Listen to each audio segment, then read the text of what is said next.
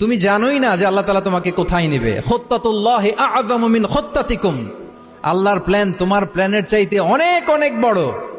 তুমি জানোই না যে আল্লাহ তাআলা তোমাকে দিয়ে কোন খেদমত নিতে পারে। সো আমরা যেন তাদাব্বুরে কোরআন করি, কোরআনে যে আল্লাহ জেমস গুলো দিয়েছেন এগুলোর সাথে নিজেদের অ্যাটাচমেন্ট যেন আমরা বাড়াই, একটু একটু করে যেন পড়ি। এবং সাহাবা রিদওয়ানুল্লাহি তাআলা আলাইহিম আজমাইন, ওনাদের হ্যাবিট এটাই ছিল, ওনারা তাড়াহুড়ো করে কোরআন পড়তেন না, একটু একটু করে পড়তেন।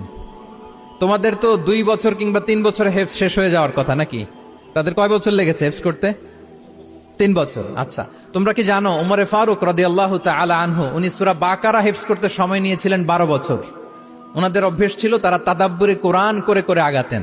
10 আয়াত পড়তেন, এটাকে মুখস্থ করতেন, এটার অর্থ বুঝতেন, এটার উপর আমল করতেন, এটাকে ধারণ করতেন, এটার উপর সাধনা করতেন, এটারে ডাইজেস্ট করা শেষ, এরপরে 10 আয়াত, আবার একই সিস্টেমে 10 আয়াত পরে এরপরে 10 আয়াত। এভাবে সূরা বাকারা শেষ করতে উনি সময় নিয়েছিলেন কয় বছর? 12 বছর। এবং যেদিন সূরা বাকারা কমপ্লিট করেছিলেন ওদিন উট জবাই করে সবাইকে খাইয়েছিলেন। সুবহানাল্লাহি ওয়া বিহামদিহি। ওনারা কোরআন জানাটাকে সেলিব্রেট করতেন। আল্লাহু আকবার।